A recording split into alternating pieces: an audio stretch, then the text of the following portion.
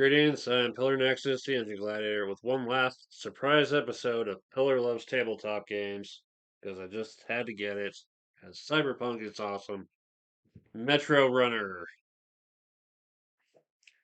Full game is have the most points at the end, which you'll get by completing jobs, fulfilling contracts, pushing up your influence and notoriety, having the most jobs completed of your home district, and any leftover tokens. For the setup for the game, you'll have a color, which will determine your home district. You'll start on the hack space. The hack is a little skull. You'll have these little tokens that start out locked. When hacking, if they're unlocked and you can make the connection in addition to the core, you'll get the bonus. You'll start out with some resource cubes. What exactly do they represent? I have no idea. You'll start out with a bit of cash for boosts. You'll have your starting district job and a random job from the deck.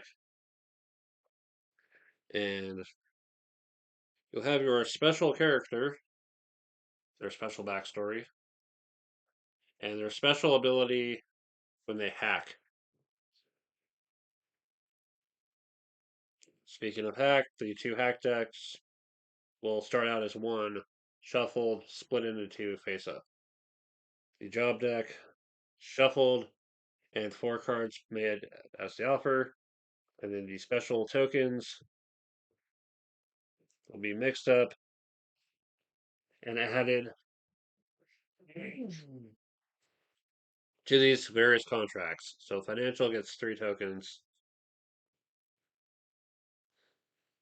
So it started out with a downtown, a south side, and a market square.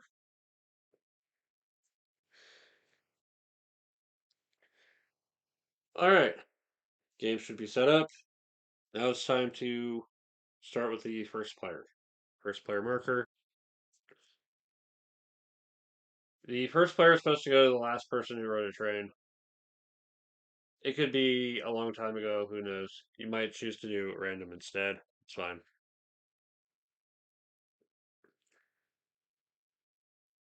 On your turn, you do two things. Well, you start out with a move.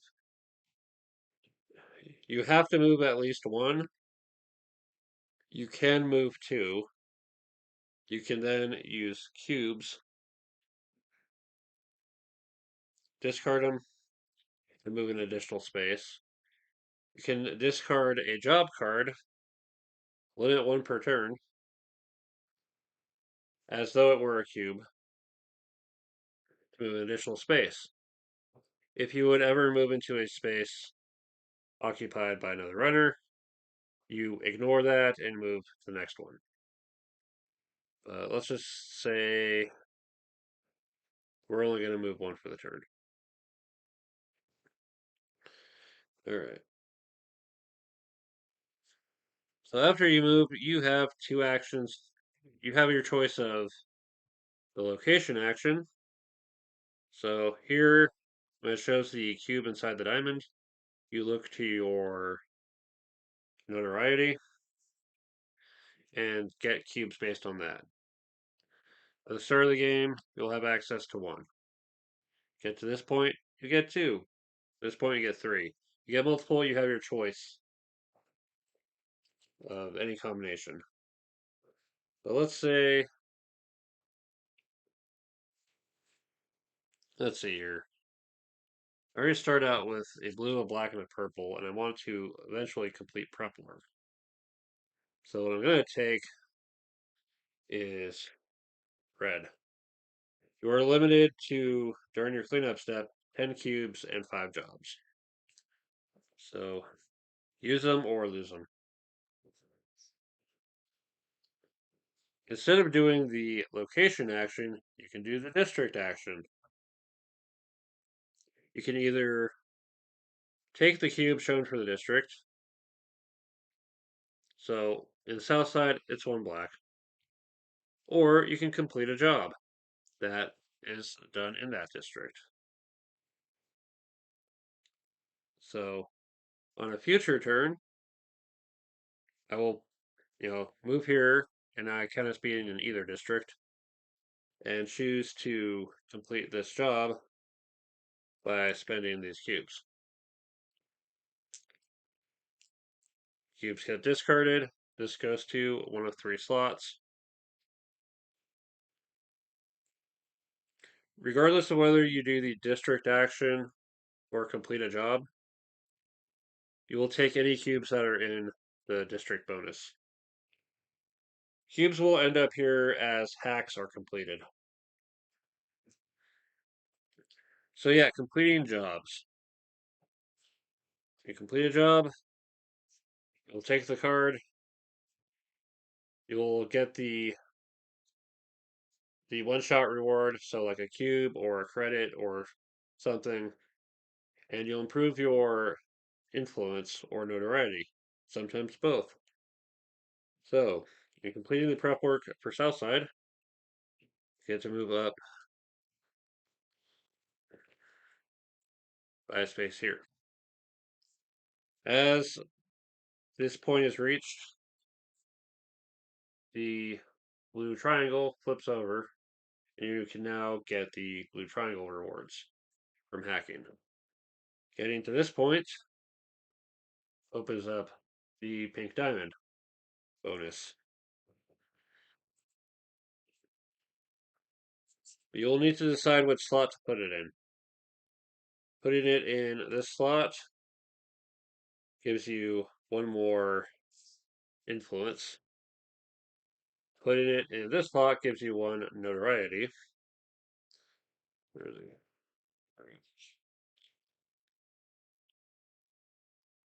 And putting it in the middle lets you decide whether you want a credit or 2 cubes of any kinds. Or any kind. You want to pay attention to what jobs you're putting where. In order to fulfill contracts, you're going to need jobs of those kinds completed in one slot. For each contract you're trying to complete, you're going to need to have a different set in a different slot. So I couldn't put, um, if I completed 6 jobs of these types, I couldn't put them all into a single slot. I would have to put these 3 into one and these 3 into another. You also want to try to complete a number of jobs set in your own home location for the majority bonus at the end.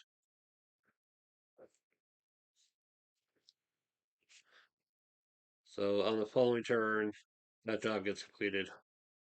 It's all good. All right, other spaces. So this space lets you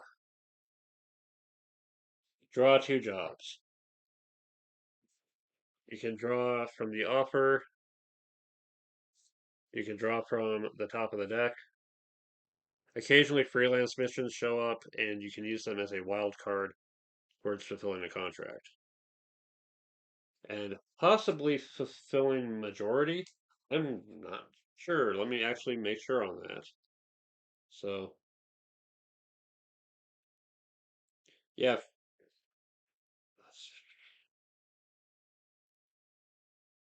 yeah, freelance missions do not count towards majority, if I'm reading it right.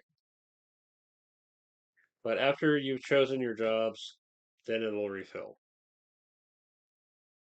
Here, gain 2 cubes of that color. You'll notice that these spaces are getting you cubes for the district ahead. And finally, there's hack. So, when you go to hack, you'll have the option to uh, cycle one of these 2 cards to the bottom of its deck. And then, let's see, you will declare which network card to attempt.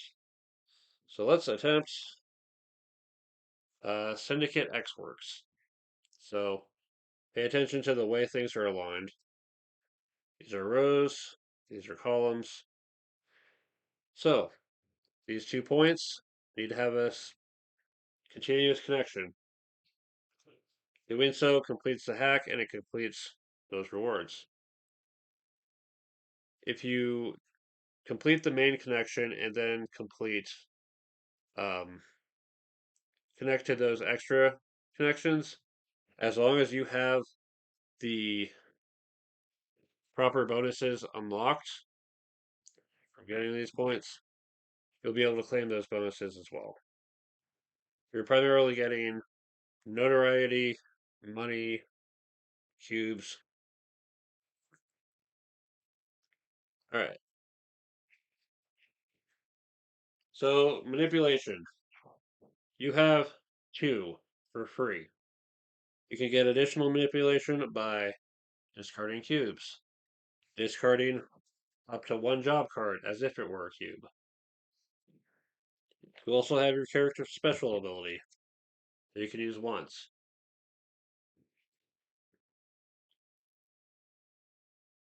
Otherwise, you can do any combinations of hacking with rotation, swap, or shift.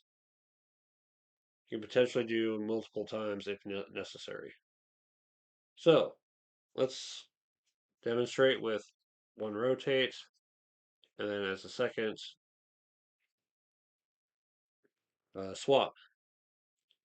Shift is take a tile and move it to the other end without rotating it. Push the other one down.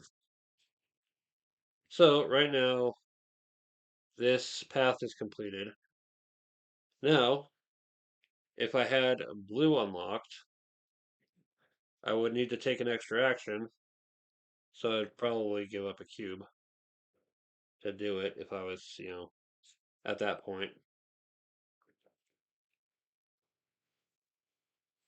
And I'd rotate this. So we've got the core connection done, and we've got the bonus connection to blue done as well.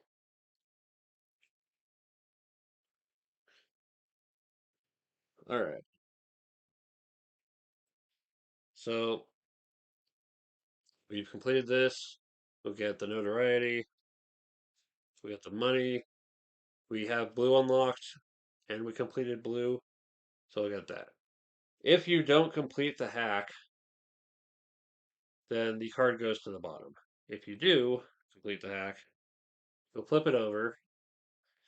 You'll add those cubes to those districts.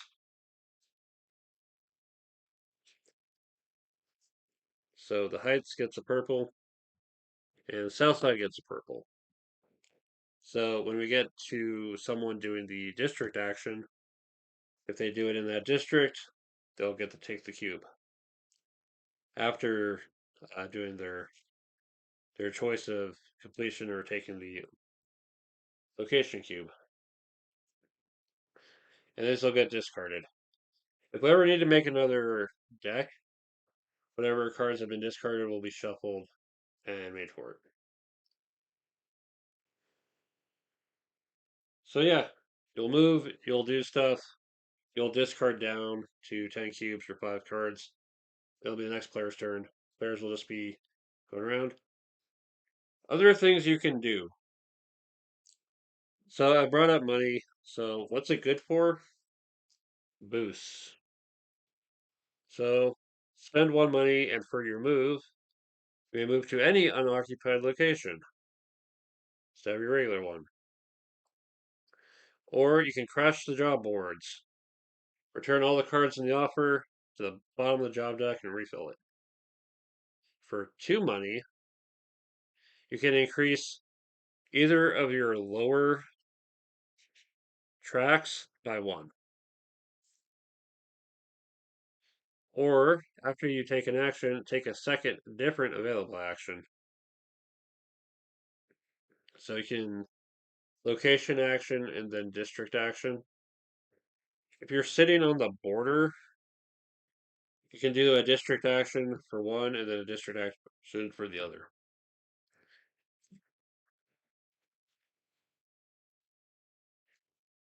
But that should pretty much cover it. Oh yeah, sometimes there are ongoing effects on the jobs you complete. So you can use a red cube as a wild cube if you complete this job. There are others as well. So the end of the game is triggered when the following happens. The job deck is empty. Even though there's still offers out there, the end of the job market is a way to end the game. Secondly, if you manage to complete 9 jobs, that'll also trigger the end of the game. And finally, if you cross this line on your turn, that'll trigger the end of the game. The end of the game is triggered because this is a game that has a first player marker. All players uh, who have not taken their turn in the round will take their turn.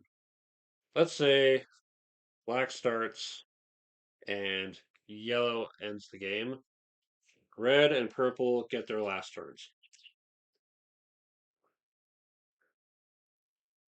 Then each player takes one final turn, so Urbania style. And then we'll go to final scoring. Again, every completed job is worth points. Fulfilling a contract is worth points. So over in surveillance, they need red and purple. I've got red and purple in one slot. That'll fulfill that contract for 3 points. If I then have another combination in another slot, it scores those points. The most you'll ever get is 3 out of the 4. So plan accordingly. Your points for the influence and notoriety tracks. You'll notice that there are symbols in place of numbers. If you happen to end there, you get the points based on the spot to the left instead. Same thing for here. District majority. Complete. Count the number of jobs you've completed of your home district. Compare it to everyone who's done the same for their district. And the player who's got the most gets 5 points. In case of a tie, each tie player earns 2. And finally, every leftover token. So, and cube. So, cubes, money, what else? Oh, yeah, I forgot to cover brute force tokens. Once per hacking attempt, you can use a brute force token and make something a 4-way. You can't do it to this, though. But if you still have any of these, it's worth another one. So let's say I got one brute force token, one money token, and 3 cubes. That's a point for 5. So, oh, and unplayed job cards as well. I mean, if you're using them for cubes anyway, they may as well count as a cube. All right. Once you've figured out your points from all that, whoever's got the most points wins. Tiebreakers. Influence is the first tiebreaker. Whoever's furthest to the right. Notoriety is the second tiebreaker. Most completed jobs is the third tiebreaker. And then there are no tiebreakers after that. I don't know why, but I'd honestly be surprised if it gets to that point. If you can think of any better tiebreakers after that, let me know. This game also features a solo mode, which uses these rogue AI tokens and a special deck of cards. It uses the 1 to 3 player side of the board. That that side of the board is fewer spaces to reflect the fact that there are fewer players. Yeah. The You'll have a point value that you're trying to achieve for your final rank. So I haven't played this game with anyone yet. Why on earth would I like it without having played it? First off, the rondel approach of going in a giant circle and potentially hopping over other players is an interesting approach. The sliding tile puzzle shenanigans is kind of amusing as well. But most of all, cyberpunk. I'm always on the lookout for more fun cyberpunk games. And this looks like it's got some good potential going for it. The artwork is honestly quite impressive. I know my computer can't really do the artwork justice, but hey, I appreciate the little reference cards and all that. And yeah, just it looks like it's designed to move fairly quickly. It's got 3 ways to end the game, and you're gonna hit one of the three sooner or later. So it's fairly recent. I think it's worth checking out. If you try it for yourself, let me know how it is. Metrorunner. I get to end this. I get to end this channel with one last game review, and honestly, I'm all for it. All right. Thank you very much for watching. Thank you for supporting the channel with views and likes and comments and subscriptions. Sorry I couldn't get it monetized, but that's fine. Um, once this is up, that's basically it. It'll be this video and the introduction, and I am done. Um, I wish I could talk a little bit more about the details of what I'm doing next, but all I can say is about to be very busy. And one last thing, if you're ever curious about just creating content, try it for yourself. You might like it. Have fun with it. Make yourself a crazy PNG character and just have fun. Experiment, explore, and entertain. Thank you very much for watching as always. This has been Pillar Nexus. Farewell, good luck, and take care.